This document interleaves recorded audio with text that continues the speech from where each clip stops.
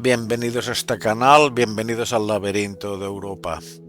Me llamo Eduard Serra y hoy es 6 de septiembre del 2025. Bueno, pues ahora corresponde, según el plan trazado, según el plan que me tracé para hacer los vídeos, para grabar los vídeos, pues corresponde pues hablar de los temas que se tratarán en este capítulo. Bueno, este es el capítulo 7 del proyecto Nación, Nacionalismo y Relato Histórico.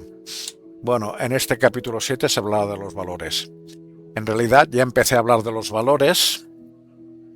En el capítulo 5. Pero allí lo expliqué haciendo un esquema básico, ideado de alguna forma por mí, pero es un esquema básico, presentaba los valores como una escalera. En realidad no era una escalera, sino como una pirámide o como un diagrama de árbol orientado hacia abajo. Pues bueno, expliqué que tenemos que presentar los valores, o tenemos que entender los valores como estructurados una escalera. En la parte de arriba están los valores superiores y van bajando. Por ejemplo, pues para un cristiano el valor superior, supongamos, ahora no estoy poniendo que esto sea exactamente así, pero para un cristiano el valor superior es la salvación. Para otro puede ser muy distinto. Para otro, por ejemplo, puede ser la obediencia a Dios y el sometimiento a Dios. Pero ahora supongamos el cristiano común. El cristiano común, pues su valor supremo es la salvación. Este es su valor supremo, pero claro, para alcanzar la salvación no puede ir directamente, sino que necesita hacer otros valores, pues necesita hacerlo a través de la bondad y la fe. Y para acceder a la bondad, pues ¿qué valores son necesarios? Los valores, qué tipo de actuaciones debemos tener marcadas por estos valores subsidiarios.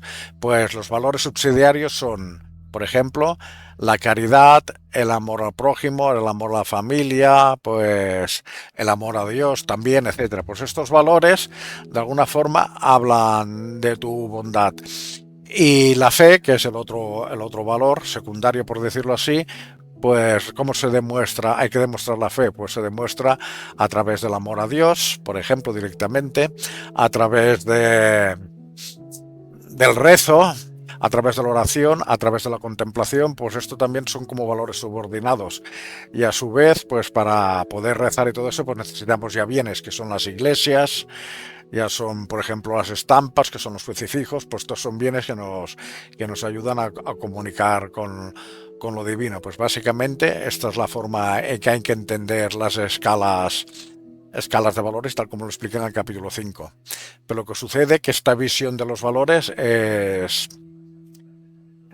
incompleta, porque claro, una cosa son los valores y otra cosa son los bienes. Los bienes, ya dije, apuntan los valores. Pues bueno, en el capítulo 6 llegué, que estaba hecho en dos partes, porque quedaba bastante largo. Pues en el capítulo 6 dije que los valores eran como modelos de cómo debían de ser las cosas. Sin embargo, aquí no hay que entender el cómo deben ser simplemente como en un sentido moral. O sea, no hemos de identificar los valores inmediatamente a criterios morales, porque ese como deben ser también debe interpretarse como creemos que deben ser para que nos agraden, para que nos gusten, o sea, cómo queremos de alguna forma que sean también las cosas. No solo como deben ser, que también, sino cómo queremos que sean. Y también apuntan a la utilidad. Por ejemplo, un ingeniero, pues cuando diseña una máquina, piensa en la máquina más eficiente que pueda. O sea, su valor es la eficiencia y la utilidad que da esta máquina. Así, por ejemplo, inventa una máquina para generar energía. Pues sabe que la máquina más eficiente sería aquella que no genera entropía.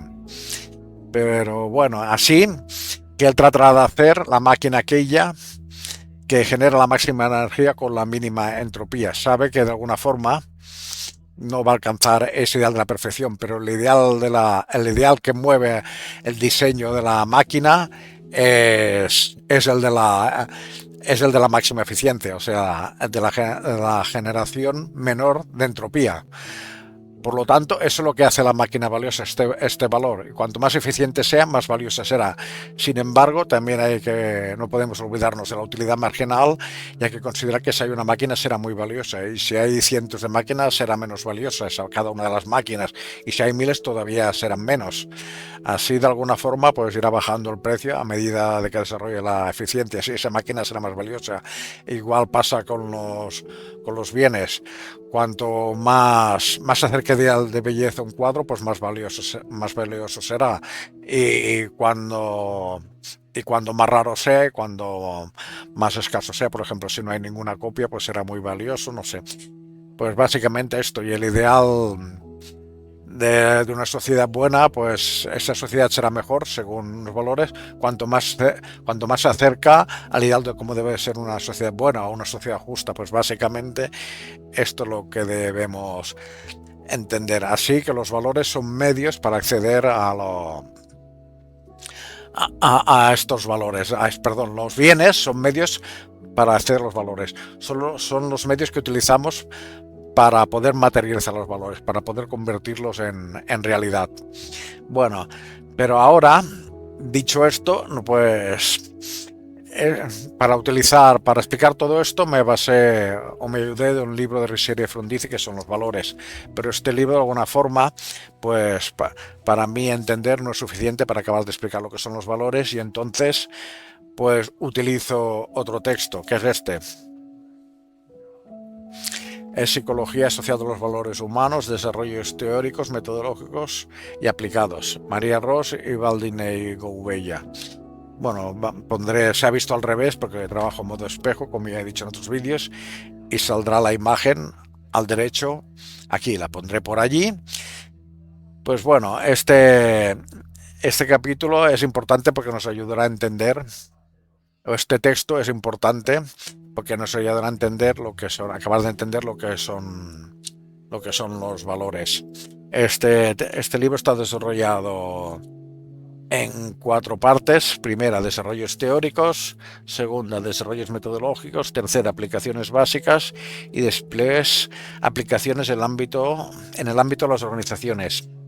Aunque parezca que no puede resultar muy interesante, aplicaciones en el ámbito de las organizaciones sí que lo es. Porque tenemos que entender que las organizaciones son funciones sociales, y si no entendemos las funciones sociales, las organizaciones, pues no se nos escapará muchas cosas de la comprensión de lo que es una sociedad y cómo se estructura. Para eso hay que ver a Parsons, por ejemplo.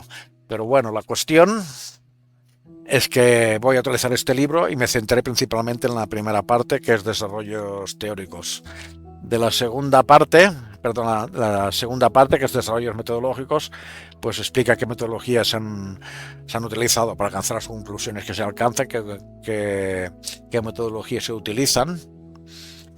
Y bueno, y de alguna forma, pues no me interesa tanto, aunque hay cuestiones que sí que veo que debería, pues a lo mejor, pues analizar, pero será secundario. Y después de la tercera parte de aplicaciones básicas hay 2 elementos que me interesan significativamente. El capítulo 11, los significados de la identidad nacional como lo personal, y después el capítulo 12, descripciones de las culturas, indicadores psicológicos y macrosociales comparados con las posiciones en valores nacionales. Este capítulo es de Darío Páez y Elena Zubieta, y el anterior es de Héctor Grad. Bueno, en realidad este libro es una compilación de diversos artículos estructurados en capítulos. Pues esto es lo que haremos. Y bueno, y esto nos va a ayudar también, en tanto que veremos que existen valores universales, nos va a ayudar también, pues esta comprensión de que existen valores universales también nos puede ayudar a combatir prejuicios. Pero cuidado cuando se habla de prejuicios, porque no todas las opiniones son prejuicios. O sea, hay que combatir prejuicios. Prejuicios siempre es una opinión a priori y poco fundada y poco contrastada de unos determinados hechos, o unas determinadas personas, o unas determinadas sociedades. Pero una cosa son los prejuicios y otra cosa son los juicios ya fundados en la observación, en la experiencia. Yo, por ejemplo, si digo, si juzgo a una persona por su apariencia y digo, esta persona es un criminal, pues a lo mejor es una persona que va descuidada y que va, yo que sé, incluso sucia, y que tiene mal genio, pues sin embargo esta persona no es un criminal, que es una buena persona, porque aunque tiene mal genio, pues cuando se encuentra en la en el momento que tiene que ayudar a alguien, pues la ayuda. O sea, que estamos en un prejuicio. Pero claro, sin embargo, si vemos a una persona tomando una pistola matando a otra, y pues ya podemos considerar de una forma más fundada que esta persona es un criminal, básicamente. Así que el hecho de luchar contra los prejuicios no significa que nos tengamos que creer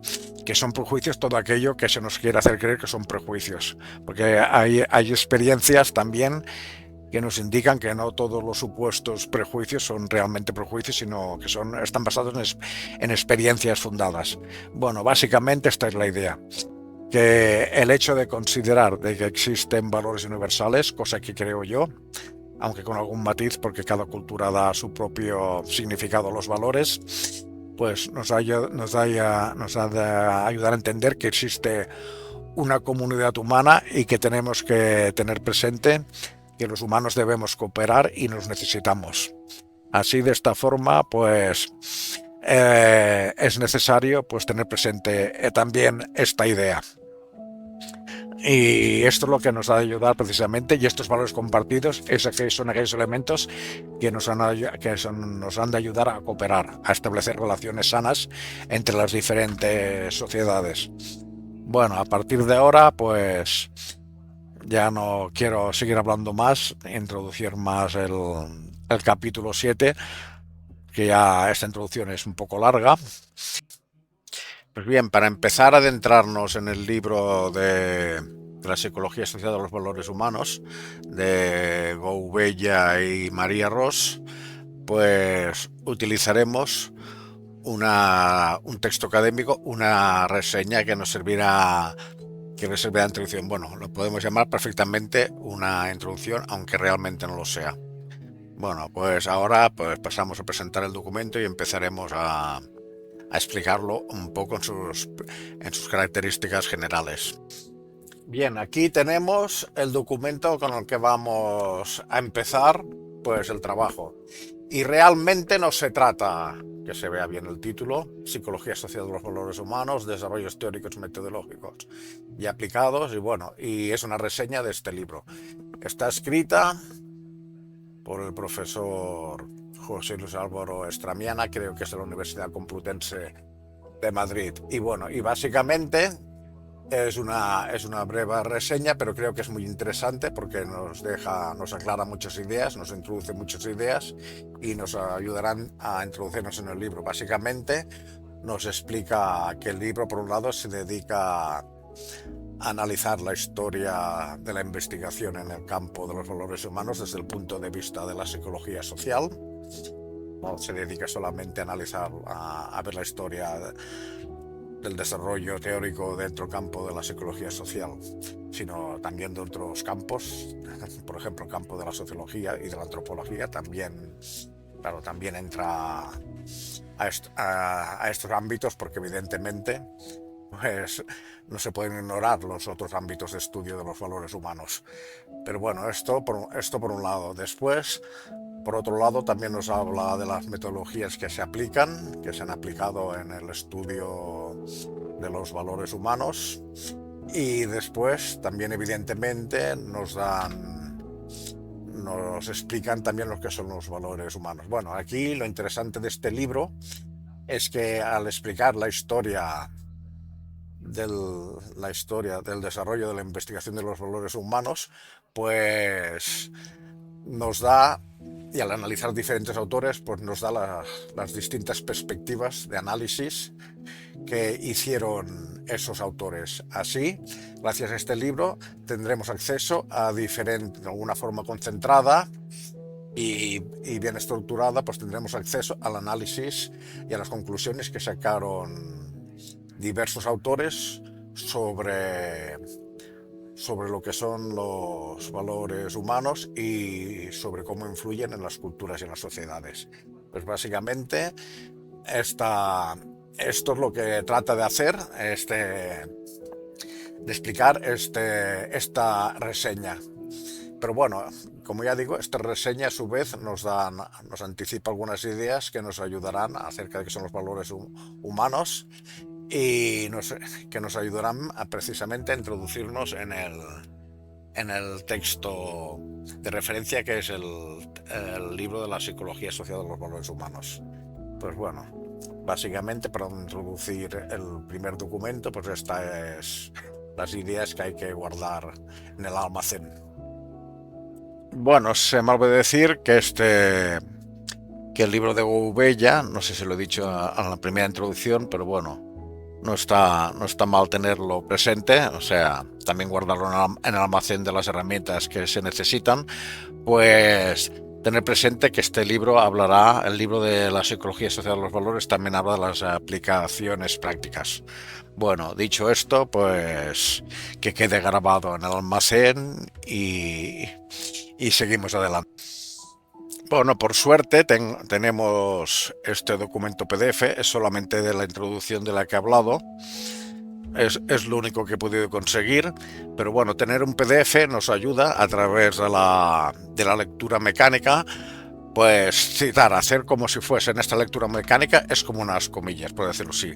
En un texto pues escrito y lo que iría entre comillas. Después, lo que no sea esa lectura mecánica ya son mis valoraciones. De esta manera se consigue, pues de alguna manera, saber lo que dicen los autores de los textos y lo que digo yo, y la gente puede comprobar si lo interpreto correctamente o no, si he cometido algún error o no, o también trataré de decir lo que son mis apreciaciones al respecto. Pues bueno, empiezo con la lectura del primer párrafo que he seleccionado, siempre teniendo en cuenta que aquí lo que nos interesa es comprender cómo son los valores y cómo funcionan dentro del ámbito de la cultura, de la espiritualidad, de la estética, de todos estos ámbitos de los que hemos ido hablando hasta ahora. Pues bueno, hago la primera lectura, a ver si consigo marcar. Los valores forman parte tanto de la construcción de la identidad individual como de la formación de normas culturales que afectan a los comportamientos individuales y grupales.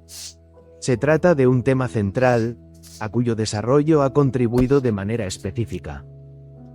Desde el estudio en 1918 del campesino polaco W. Tomasz y F. Snaniecki, la psicología social. Ambos autores definen valores y actitudes como la clave explicativa del cambio social. Solo a través de las transformaciones en los significados que adscribimos a los objetos valores y de las actitudes que les acompañan es posible comprender ese entramado de acciones al que llamamos sociedad. Toda la tradición teórica del Inter.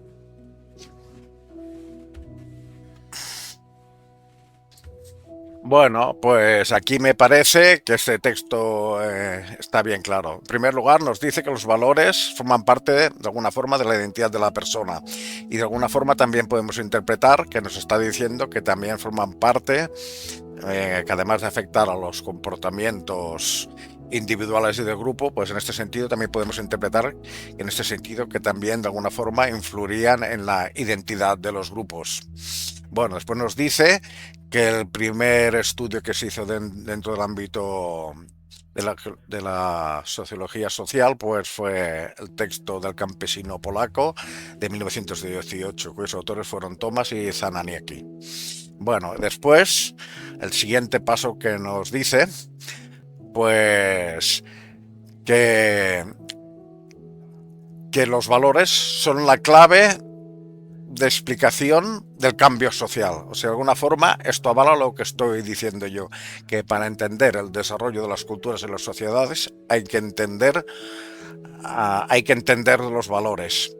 Y dice aquí, y aquí hay que hacer, o hago yo otro salto interpretativo, dice que solo a través de las transformaciones de los significados que adscribimos a los objetos valores, o sea, a los bienes, y de las actitudes que lo acompañan, es posible comprender ese entramado de acciones al que llamamos sociedad. O sea, que para entender a la sociedad hay que entender a los valores de esta sociedad. Y aquí ahora hago el salto interpretativo, que considero realmente que se está diciendo que el estudio de los valores, que para entender las sociedades es una condición necesaria entender los valores de esas sociedades. Y eso de alguna forma quiere decir que, en cierto sentido, que es una condición necesaria pero no suficiente. Pero claro, porque ya he dicho yo que para entender el desarrollo de las sociedades, pues también hace falta entender las condiciones materiales, las condiciones naturales, etcétera. Así que aquí yo hago una especie de salto interpretativo y creo en este sentido que se está diciendo que si queremos entender una sociedad hay que hacerlo a través de los valores, aunque sea necesario hacerlo no solo a través de los valores, sino también a través de otros factores que influyen en el desarrollo de la historia y de las sociedades. Bueno, básicamente esto es lo que creo que hay que comentar de este párrafo.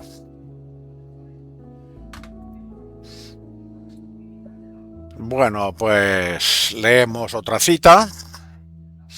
A ver qué nos dice. No podemos olvidar que los valores están constituidos en un proceso histórico que es el que les dota de significado y determina que en diferentes culturas un mismo valor tenga distintos significados. Asimismo, no son solo los valores ni su estructuración jerárquica los que están relacionados con la acción social, sino los significados adscritos a los valores, los que, como ya señalaran Thomas y Snaniecki, determinan las actitudes. Las culturas representan algo más que conjuntos normativos que definen los límites de la acción y sus sanciones, incluyen formas de construir simbólicamente el medio, cuyo núcleo está constituido por los significados adscritos al mismo en forma de valores. Bueno, pues aquí tenemos otra de las ideas de las que hemos hablado.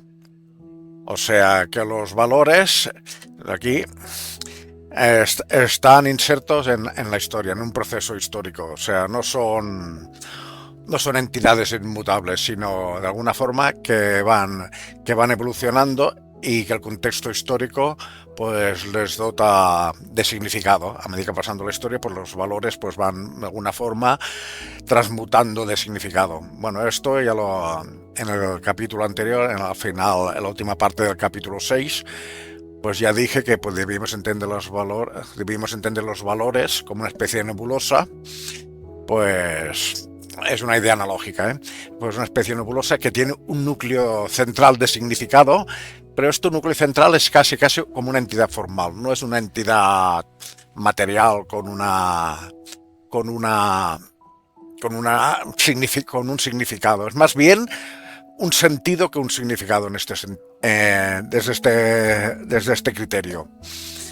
Entonces debemos entender que a medida que va pasando la historia, una misma cultura puede ir cambiando el contenido material o el significado de cada uno de los valores con los que rige su vida, y a su vez también nos dice que además estos significados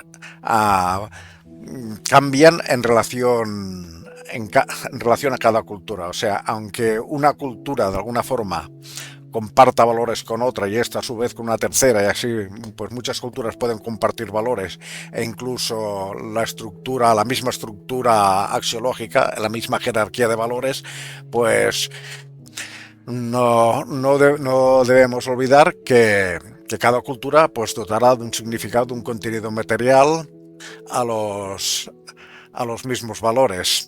Y esto a su vez determina pues las actitudes que se tienen ante la vida. Bueno, aquí nos dice al final que las culturas representan algo más que conjuntos normativos que definen los límites de la acción y sus sanciones. Incluyen formas simbólicas,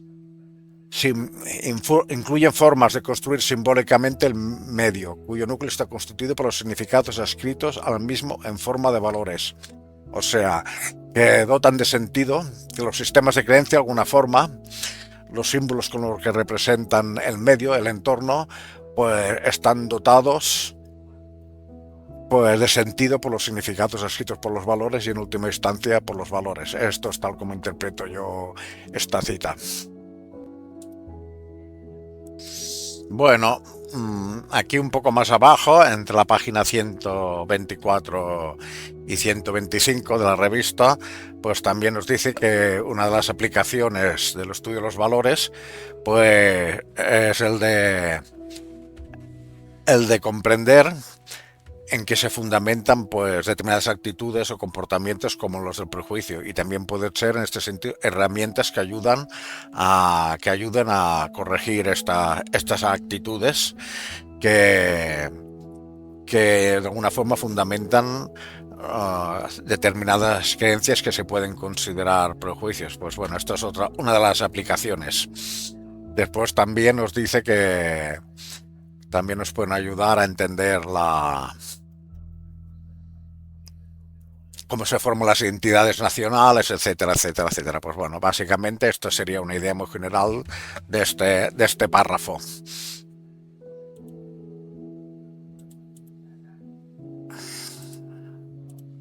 Bueno, y ahora vamos al otro punto que a mí me interesa destacar de esta reseña, y es el de la relación, por decirlo así, entre lo que se llama la esfera del deber ser con el ser, o sea, la vinculación entre los valores y el carácter, yo como la llamo yo, el carácter objetivo de la realidad.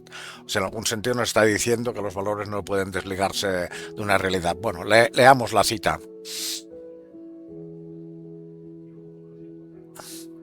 Cabe indicar, para terminar, una reflexión al hilo de la lectura de las aplicaciones del estudio de los valores, aprovechando también el interés que, sin duda, este libro suscitará en el lector.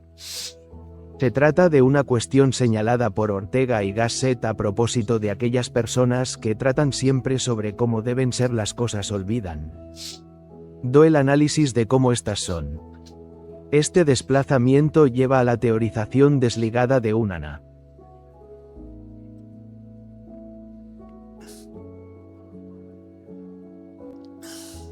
Lisis empírico de la realidad. Pero, igualmente, el análisis de lo que es. Incurriría en lo que magistralmente C. Wright Mills describió como empirismo abstracto si al intentar describir la realidad olvidamos orientar teóricamente dicho estudio para pensar lo que dicha realidad debería ser. La investigación sobre los valores, a mi juicio, debe seguir incluyendo estas dos dimensiones.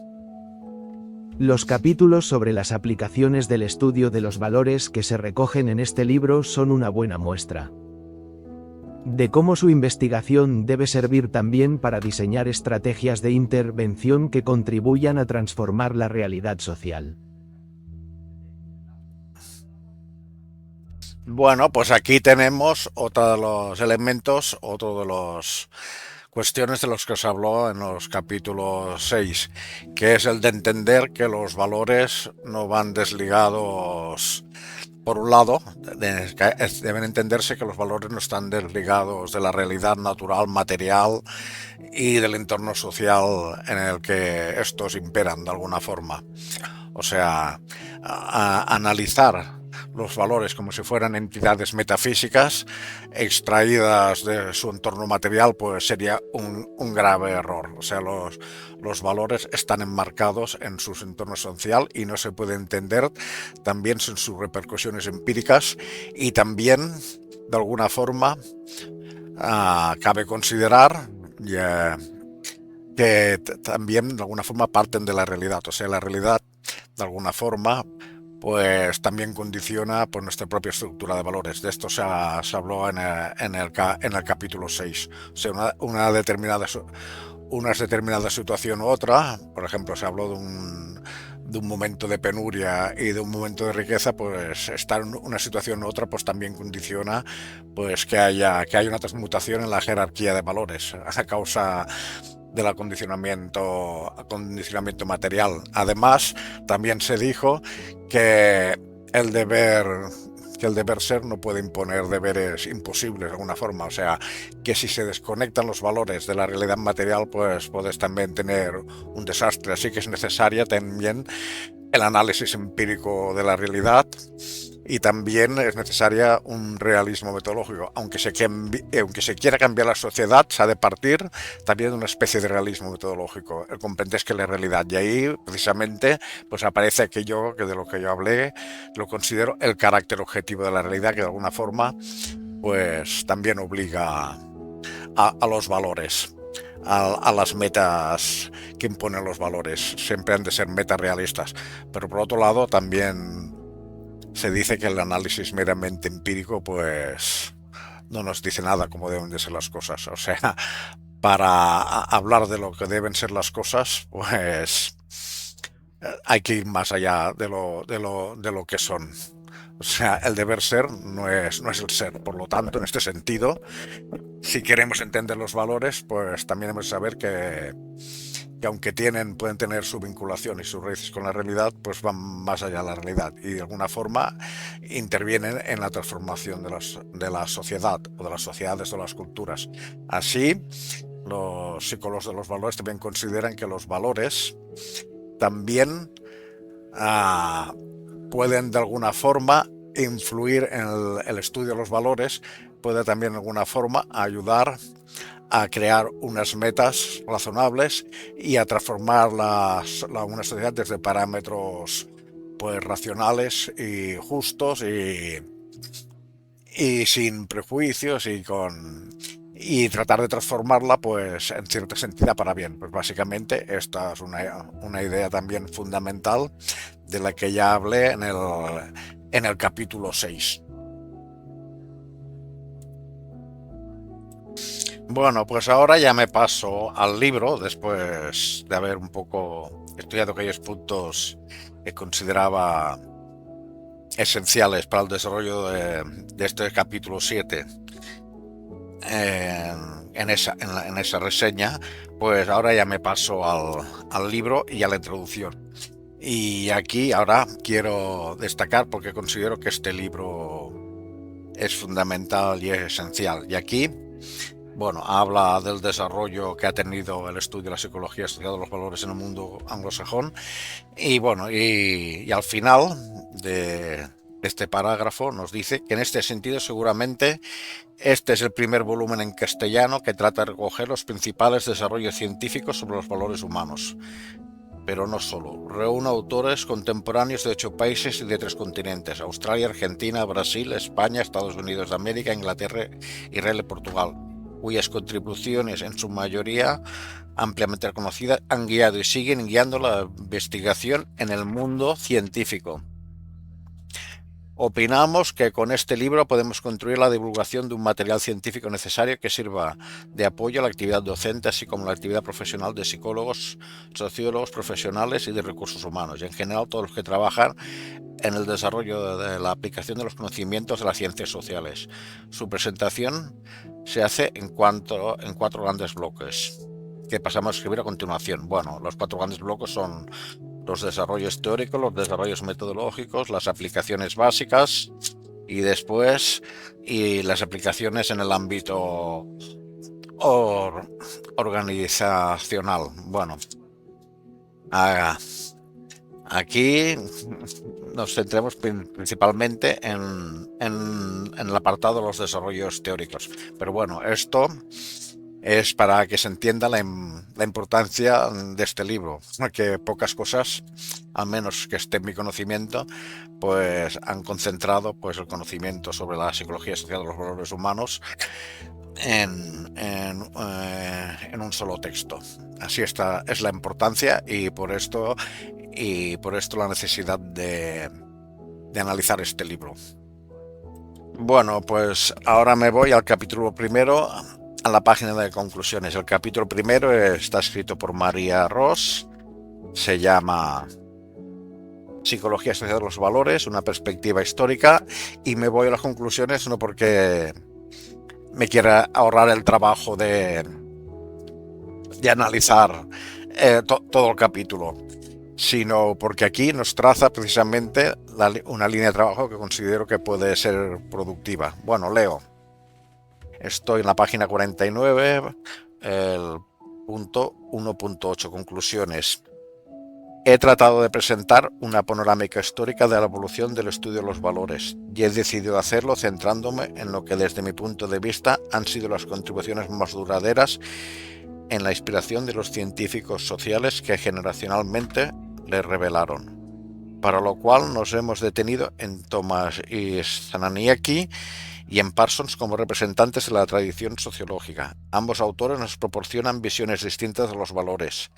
Mientras que para Thomas y Zananiecki nos están ligados a actividades y metas y por lo tanto están motivados, para Parsons son creencias de lo deseable y son los componentes fundamentales de cualquier sistema social, cuyo contenido específico debe ser deducido por el teórico cuidadoso.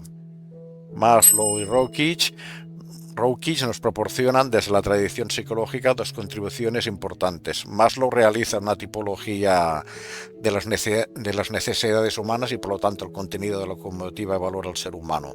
Roukich define los valores como creencias transituacionales que se encuentran jerárquicamente organizadas y que sirven de criterio para nuestro comportamiento, y desarrolla además el primer instrumento sistemático para medirlos, en el cual se inspirarán años después Inglehart y Braithwaite, cuando pongan a prueba la teoría de Roukich de los valores políticos. Pues bueno, básicamente nos está diciendo ahora que para empezar debemos estudiar a Thomas y Zananiecki y Parsons.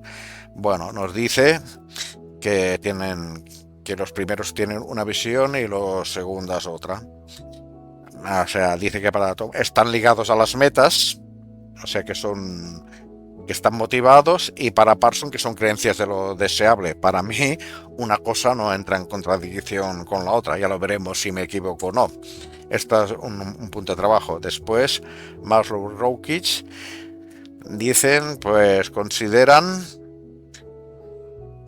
Maslow considera que están ligadas a las necesidades humanas y por lo tanto al contenido de lo que motiva y valora al ser humano, y Roukich las considera como creencias transituacionales, que trascienden situaciones concretas. Considero yo que parece que está diciendo eso, que se encuentran jerárquicamente organizadas y que sirven de criterio por nuestro comportamiento. Bueno, pues básicamente esta conclusión nos ayuda a establecer un plan de trabajo, y creo que ceñirnos a él nos va a ser muy productivo.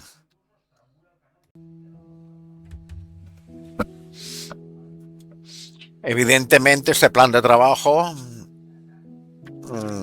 no excluye, es más, es necesario hacerlo, pues estudiar otros autores como por ejemplo Schwartz. Es necesario estudiar Schwartz y autores un poco más contemporáneos, pero básicamente esto es el plan. Primero nos centraremos a este plan y ya veremos los resultados que extraemos del mismo.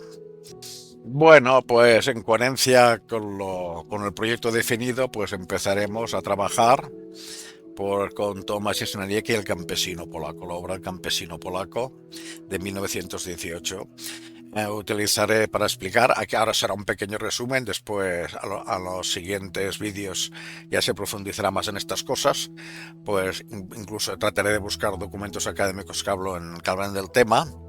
Pues bueno, se utiliza este libro y aquí pues nos da un resumen de las aportaciones del campesino polaco.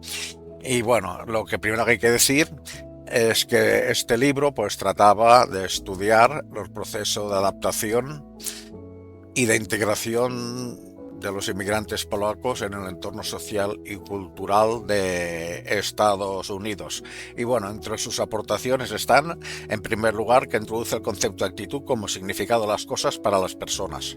Bueno, esta frase es un poco críptica, pero bueno, es lo mismo, ya se explica un poco más abajo. Después, otra aportación importante es que se aleja del biologicismo, de la tendencia a explicar el comportamiento a través del instinto. Bueno, se ve Pues bueno, claramente pues estábamos en una época en que las ideas empiristas pues tenían una gran potencia, empapaban todas las esferas de las sociales y de la ciencia. Pues en este sentido pues no es de extrañar que se produjera este fenómeno de explicarlo todo a partir de criterios biológicos, un criterio que después desembocó en los problemas que desembocaron más tarde. Por ejemplo, estoy hablando en este caso del racismo, que no solo tenían los alemanes, lo tenían los ingleses, lo tenía todo Dios, incluso Marx despreciaba a los negros. O sea que eso también hay que decirlo. Bueno, se aleja del biologicismo y yo añado que de alguna forma también sería una herramienta para superar el materialismo predominante de la época. Me refiero al materialismo marxista que explicaba todo a través de condicionamientos materiales y económicos y claro, y desde este punto de vista pues hablar de valores para los marxistas sería como un pseudo problema, ya que esto formaría parte de la superestructura que liga a los hombres a un determinado sistema económico, de alguna forma pues a través de lo que se llama el opio del pueblo. Estos serían los valores, sería una forma más de opio del pueblo. Pues bueno, esto es un... Bueno, y después ya nos explica ya lo que es una actitud y nos dice que actitud, y nos da ejemplos, y nos dice que actitud es el proceso de conciencia individual que determina la actividad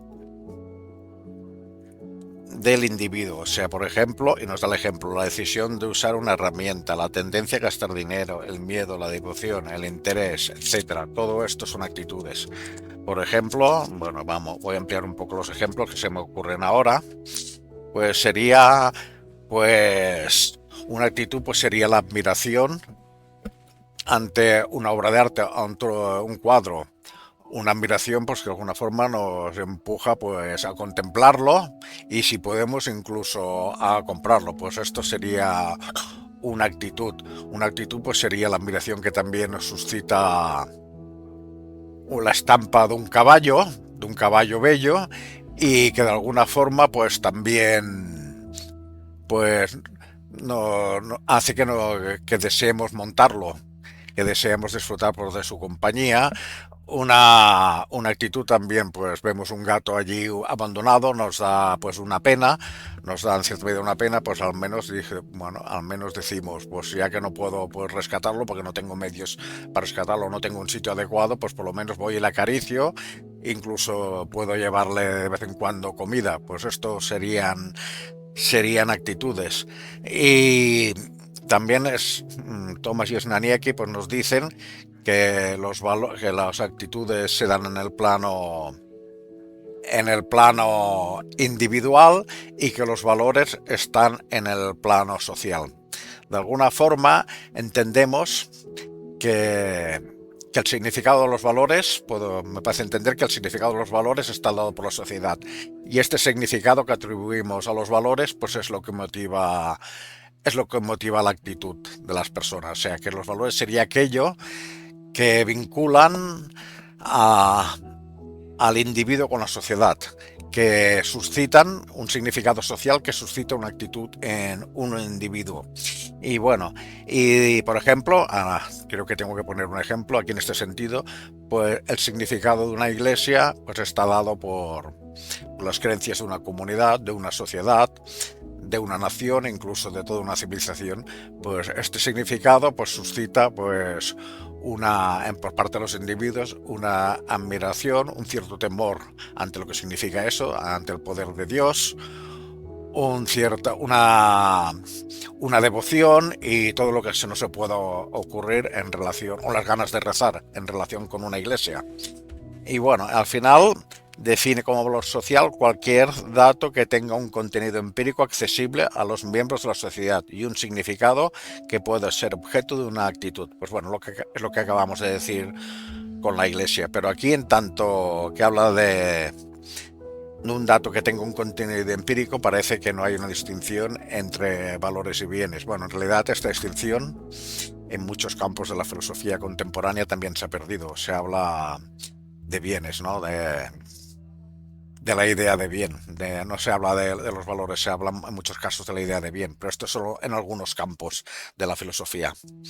Bueno, pues en este sentido parece que no se hace esta distinción y, y valor es cualquier cosa que dotada de significado social pues motiva pues una actitud, es causa de una actitud. En este sentido se puede decir que la actitud es subjetiva, se la pertenece a la esfera individual y el valor es intersubjetivo, o sea que pertenece a la esfera colectiva, a la esfera social, ya que es la sociedad quien la ha dotado de sentido. Y un sentido compartido por todos los individuos que forman parte de esta sociedad. Bueno, después dice que una de las aportaciones, María Ros, al explicar el campesino polaco, pues dice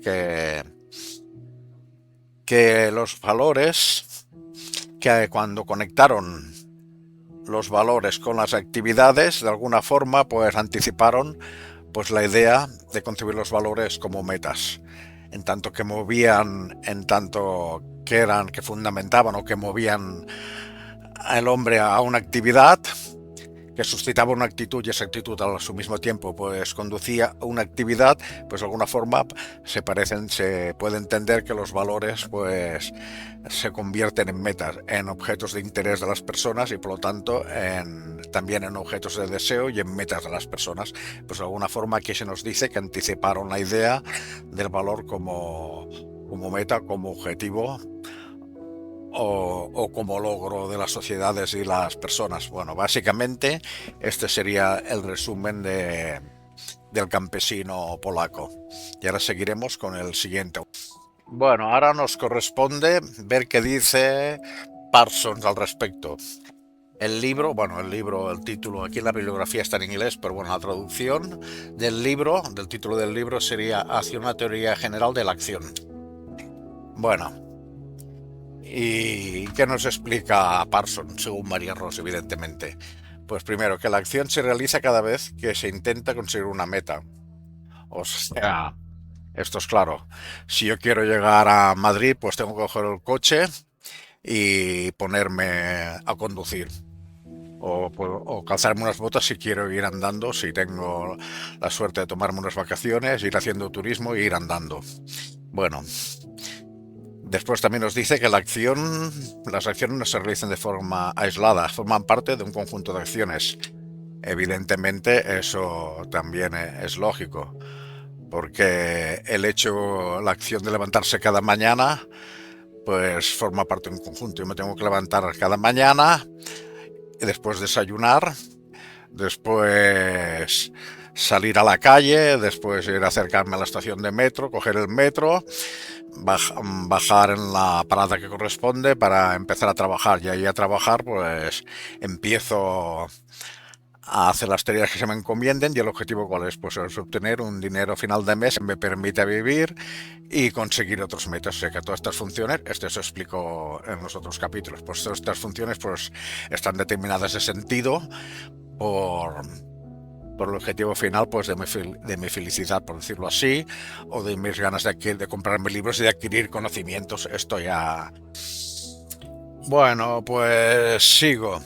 Después Parsons distingue tres sistemas de acciones y bueno, refieres a tres campos. Habla el sistema de acción personal, el social y el cultural. Y el personal es el que se refiere a las necesidades y a la búsqueda de gratificación de cada persona. Bueno, lo que hemos explicado antes del hecho de que yo me levanto cada mañana para obtener mi sueldo y que esto me permita pues irme de viaje o comprarme libros o irme a cenar a un restaurante y pasármelo bien. Pues bueno, básicamente esto es lo que se dice. El social, dice que el social complementa las expectativas de todos los miembros del grupo. O sea que se tienen en cuenta las necesidades de los demás. O sea, en algún sentido, pues para alcanzar las metas sociales, pues todos nos hemos de alcanzar un acuerdo, hemos de complementarnos. Aunque cada uno tenga sus metas, también se ha de tener en cuenta que los demás tienen sus metas y que las acciones que tome cada una para conseguir sus metas, de alguna forma pueden entrar en conflicto entre ellas. Entonces hay que buscar un punto de equilibrio, hay que complementar estas acciones para poder un poco complementar las metas de cada uno sin que de alguna forma se causen daños en otro. Esto por un lado. Esto lo estoy añadiendo yo esta parte, ¿eh? Él habla de que de alguna forma se complementan. Todo lo demás lo estoy añadiendo yo. Pero también hay que hablar en este sentido del hecho de que una sociedad como tal también tiene sus metas. En este sentido tenemos que ponernos manos a la obra, porque por ejemplo, pues si necesitamos hacer un hospital para atender a los enfermos, aunque ese enfermo no sea yo, en ese momento, puede ser en otro, pues tenemos que ponernos de acuerdo y juntar los bienes y acumular los bienes entre todos para poder construir este hospital. Bueno, pero también nos dice una cosa importante, que el sistema social no podría darse sin el sistema de cultura. Bueno, el sistema cultural es entorno de significado. El entorno de significado, aquí esta palabra lo añado yo. La palabra bienes, dice, el sistema cultural es el entorno de significado de los bienes admitidos por todos. O sea, que es el entorno de significados admitido por todos, en este sentido. En consecuencia, sin este entorno, si no tuviéramos una idea compartida de significados y sentido de las cosas, no podíamos complementar ninguna acción. Así que el sistema social depende del sistema cultural y no es admisible, pues, algunos estudios que separan la culturalidad, tal como dicen ellos, como si la culturalidad fuese una cosa y la cultura fuese una cosa inventada, pues una cosa que no tiene sentido. La cultura no tiene sentido, pero la culturalidad sí. Bueno, pues de alguna forma aquí se entiende que separar lo cultural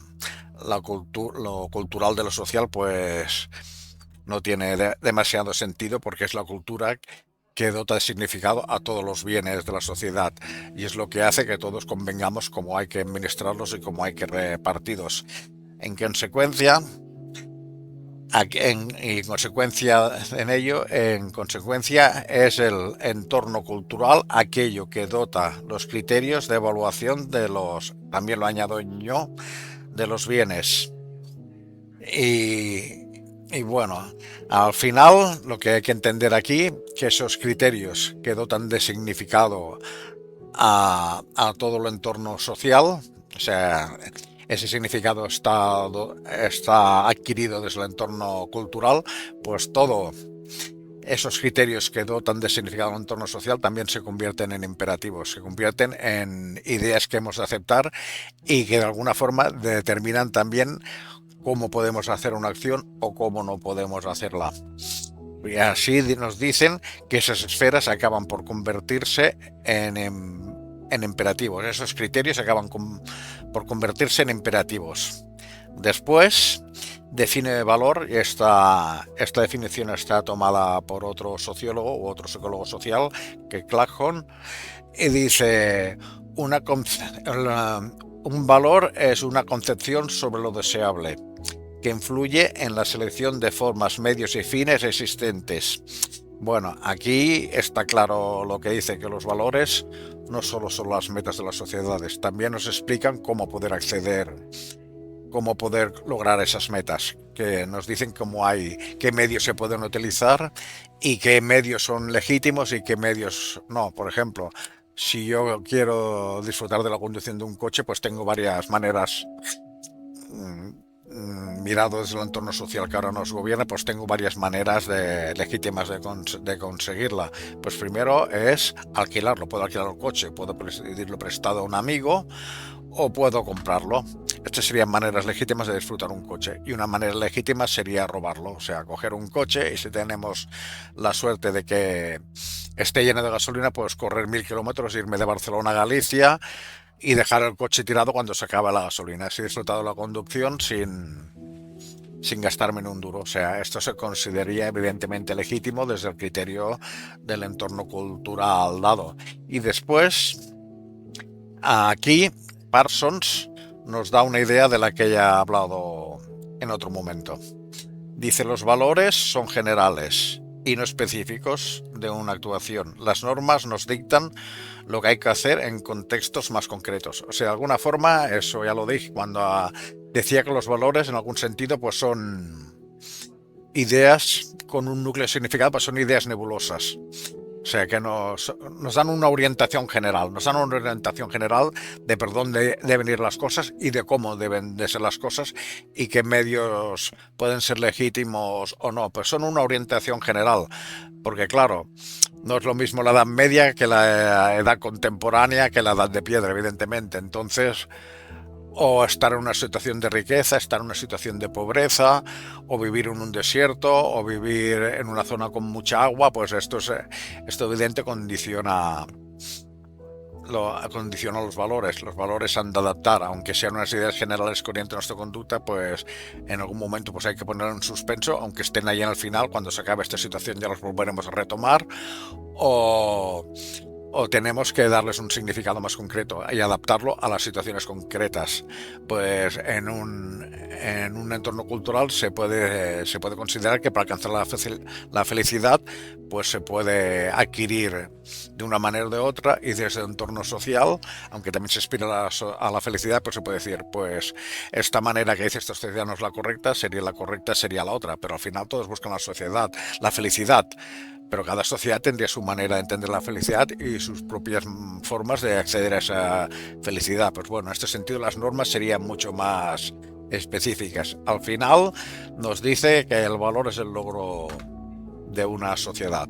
Bueno, pues esto básicamente también lo he dicho porque, por ejemplo, si el valor de una sociedad es el de alcanzar una igualdad, y esa igualdad se considera que se debe alcanzar, pues que todo el mundo gane lo mismo, haga lo que haga, pues cuando se ha conseguido pues materializar esa sociedad en la cual todo el mundo gane lo mismo, pues se habrá conseguido el logro de esta sociedad.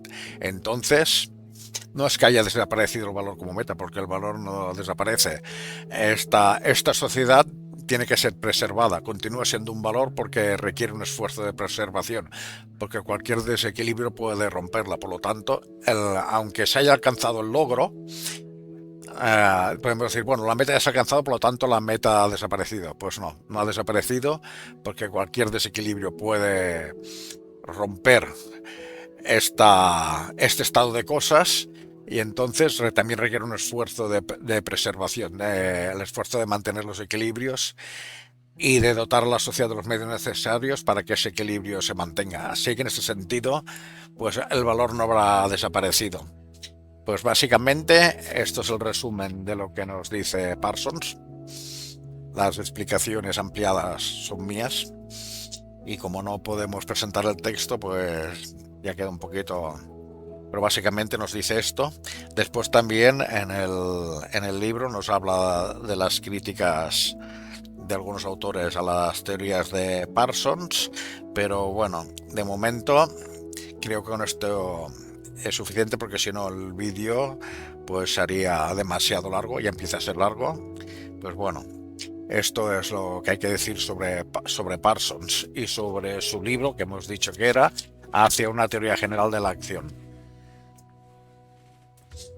Bueno, sí que considero importante la crítica, al menos dar un apunte de la crítica que se le hace a Parsons. Por ejemplo, Spage, 1963, pues nos dice que tiene poca evidencia empírica, y después la crítica posterior que viene es que, claro, que la teoría de Parsons se basa en la verificación. Tiene una teoría y busca datos que la verifiquen, pero dice que esto en cierta medida pues no es un criterio científico demasiado válido, porque lo que hay que buscar precisamente aquellos criterios que falsan la teoría. O sea, que no se aplica el criterio de falsación, que es el que impera hoy en día, sino que se aplica que la teoría de Parsons aplica un criterio de verificación. Pues bueno, esto básicamente es lo que me parece más interesante de la crítica. Bueno, ahora vamos a hablar de Maslow. Maslow en la bibliografía tiene 2 libros. Los dos títulos son en inglés, pero bueno, es Motivación y Personalidad y El hombre autorrealizado. Bueno, pues Maslow nos dice que el hombre tiene diferentes tipos de necesidades y nos habla de 7: la fisiológica, la de seguridad, la de estima, la de actualización, la de conocimiento, la de estética y la de pertenencia y amor. Bueno, pues básicamente, pues ¿qué es la fisiológica? Pues la comida, la seguridad, pues la comida, el sexo y todo esto. Después la de seguridad, pues es tener un entorno, pues un trabajo seguro, que pueda salir a la calle a pasear, etcétera. También tener una seguridad en un entorno familiar, una estabilidad en un entorno familiar. Después la de autoestima, pues de alguna forma, pues tener una valoración positiva de uno mismo. Pues la de actualización, pues la de ir mejorando, por decirlo así, la de ir evolucionando, la de ir mejorando, la de ir adaptándose, la de adquirir conocimientos. Después está en la estética y después también la de pertenencia y amor. Pues la de pertenencia, pues tiene el sentimiento, pues pertenecer a una comunidad, pertenecer a una familia, pertenecer a una nación o a una civilización. Bueno, cada uno puede considerar lo que considera oportuno. Después nos dice que cada persona puede jerarquizar a su manera cada una de estas necesidades. Para una persona, pues la necesidad fundamental será la de seguridad, la de otra será la de pertenencia, la de otra será el amor. La de pertenencia, por ejemplo, podemos entenderla pues que una persona que se considera pues que tiene unos sentidos, bueno, estos ejemplos son míos, que tiene un sentimiento nacionalista, pues puede considerar que para proteger a su nación, pues puede poner en suspenso su necesidad de seguridad. O sea, que para él es más importante defender la nación esa a la cual pertenece que su propia seguridad. Bueno, así de alguna manera se entiende que cada uno puede, pues, tener su propia escala, puede ir modificando la estructura de la escala y poner por encima, por ejemplo, la fisiológica, otro puede poner la estética por encima, etcétera. Cada uno puede tener su propia escala y jerarquizar los valores correspondientes a cada una de estas necesidades, pues en un orden o en otro. Bueno, después dice que no considera cierto que para que aparezca una, una necesidad superior es necesario que la inferior esté cubierta. O sea, nos dice al 100%. Pues nos dice que no considera cierto que aunque a lo mejor pasemos hambre, pues no tengamos otras necesidades, como por ejemplo la necesidad de ir a misa. O sea, que no esperamos de alguna forma en ir a misa cuando ya tenemos garantizada el suministro de comida cada día. Bueno, yo diría que más bien a veces es lo contrario. Bueno, aún así, en términos generales, se puede decir que sí, que los países, o sea, en función, según considero, una vez tienen la esfera económica pues cubierta, pues pasan a preocuparse por las cuestiones ya como la seguridad, de valorar la esfera religiosa, valorar otras cosas. Pues bueno, los críticos dicen que bueno, que las evidencias pues nos indican que esto no es cierto, y de hecho nos dicen que incluso los países más pobres pues aspiran también a valores pues teóricamente superiores, y añado que de hecho pues que los países más ricos son los más materialistas y a veces los más pobres son los más centrados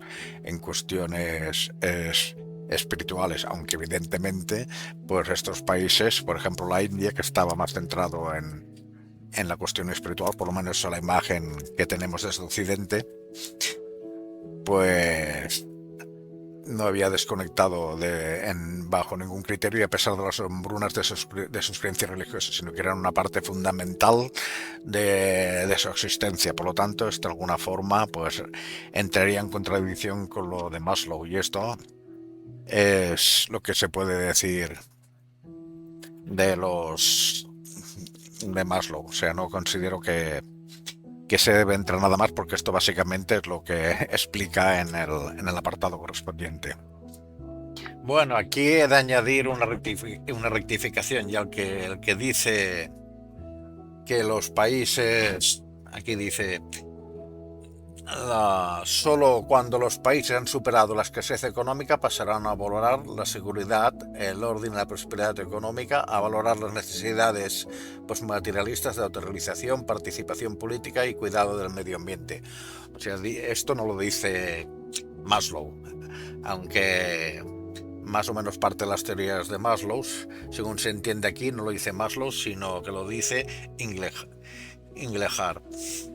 en sus textos de 1971-1977. Bueno, no voy a mirar ahora qué textos son, pero bueno, es necesario hacer esta rectificación, porque la idea de que los países esperan a cubrir sus necesidades básicas para elevarse, no lo dice exactamente Maslow, sino que lo dice Engelhardt.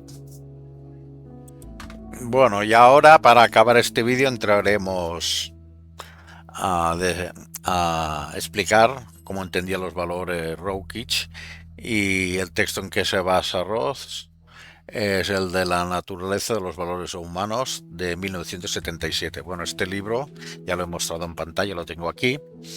Está en inglés, no está editado en castellano, pero bueno, básicamente nos dice, el resumen que nos da Ross nos dice que son creencias transituacionales, jerárquicamente estructuradas, que sirven como de criterios para nuestro comportamiento. Bueno, aquí entiendo yo, cuando se dice transituacionales, que se adaptan a diferentes situaciones. De alguna forma es algo parecido a la idea de Parsons, que nos dice que existen valores que no tienen un significado concreto y que para adaptarse a las situaciones, pues ya es a las situaciones concretas, para establecer normas concretas adaptadas a las situaciones, pues ya tenemos las normas que están de alguna forma basadas en valores. O también podemos entender aquella idea que ponía yo como analogía, como los valores con un núcleo significado, pero con una entidad nebulosa que es como una neblina que se puede adaptar en ese sentido a diferentes y a significados más concretos. Bueno, esto es básicamente la idea. Después, que están jerárquicamente organizados, pues ya lo sabemos. Lo mismo dice que existen valores terminales e instrumentales, y por lo tanto que están básicamente pues jerarquizados. Esto ya no creo que sea necesario más hablar, porque ya he hablado lo suficiente. Después dice que no son descriptivos. Evidentemente los valores no se interesan cómo son las cosas, sino de cómo deben ser. También lo aclaré, tanto desde un punto de vista moral, como estético, como de agrado. Después, esto ya me lo he dicho, están jerarquizados por orden de importancia. Los que son estables orientan nuestras decisiones por dos motivos. En primer lugar, nos dice porque proceden de la socialización, o sea, que vienen de la educación de nuestros padres, que vienen de la interacción con nuestros amigos, también influyen nuestros valores, provienen de la educación en la escuela, provienen del entorno cultural que tenemos. De alguna forma pues vienen de estos medios, porque siempre nacemos en un medio, y aunque de alguna forma nos acabemos rebelando contra estos valores, pues esta rebelión de alguna forma ya parte de esa estructura de valores social. O sea que los valores, incluso en el caso de la rebelión, continúan condicionando nuestra existencia. Y también porque constituyen el núcleo de nuestra personalidad y forman el autoconcepto.